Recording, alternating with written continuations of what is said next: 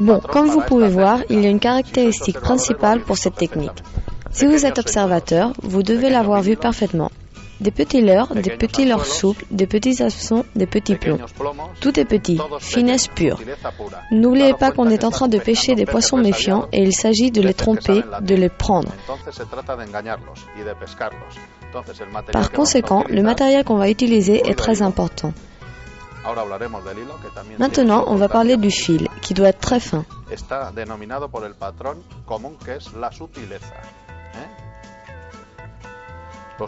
Les hameçons seront de très bonne qualité.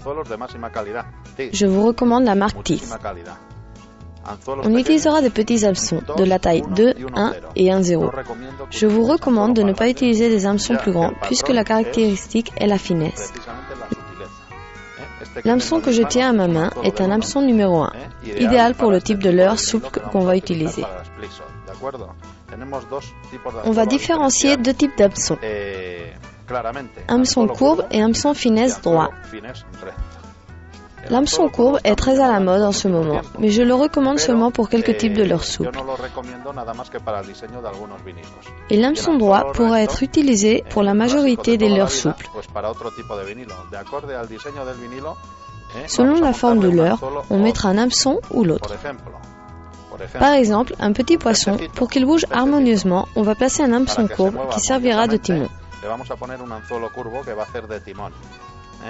Le centre de gravité va être dessous le leurre, et ce petit poisson et cet hameçon-ci vont former en tout parfait et vont bouger naturellement.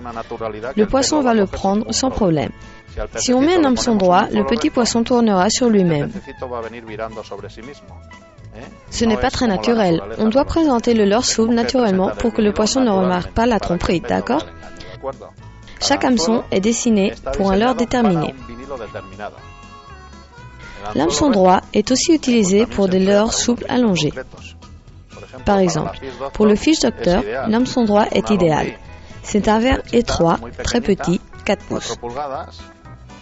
Par conséquent, un hameçon courbe dépasserait du leurre en attirant l'attention du poisson et ce qu'on ne veut pas.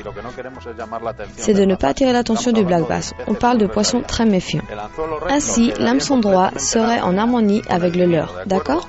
Il restera pratiquement caché et le poisson ne verra pas le piège. Il sera parfait. Puisqu'il s'agit de boucler la boucle, je vous recommande toujours d'utiliser chaque hameçon avec son leurre déterminé.